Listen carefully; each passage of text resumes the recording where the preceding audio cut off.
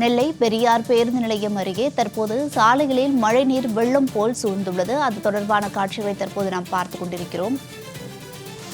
கூடுதல் விவரங்களை வழங்குவதற்காக செய்தியாளர் செல்வராஜ் இணைப்பில் இருக்கிறார். விவரங்களை கேட்டறியலாம். வணக்கம், இது குறித்த விவரங்களை பதிவிடுங்க.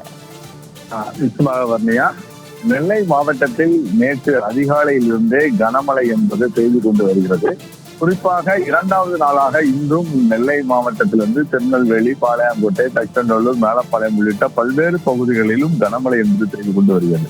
சுமார் 24 மணி நேரத்திற்கும் மேலாக இந்த கனமழை என்பது பெய்து கொண்டு வருவதன் காரணமாக நெல்லை மாவட்டத்தில் பல்வேறு சாலைகளில் தண்ணீர் பெருக்கெடுத்து ஓடியது. அதே போல நெல்லை சந்திப்பு பிரதான சாலையில் உள்ள பெரியார் பேருந்து நிலையம் என்பது நகர்ப்புற பேருந்துகளை இயக்கக்கூடிய பேருந்து நிலையமாக உள்ளன.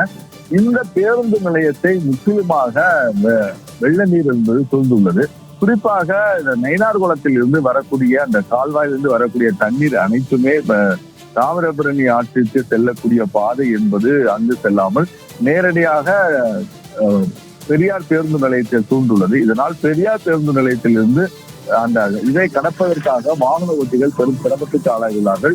குறிப்பாக கனரக வாகனங்கள் மட்டும் அந்த பகுதியில் செல்லக்கூடிய சூழ்நிலையாக இருக்கிறது. 2 சக்கர வாகனங்கள் மற்றும் 4 சக்கர வாகனங்கள் அந்த பகுதியில் செல்ல முடியாத சூழ்நிலையாக இருக்கிறது.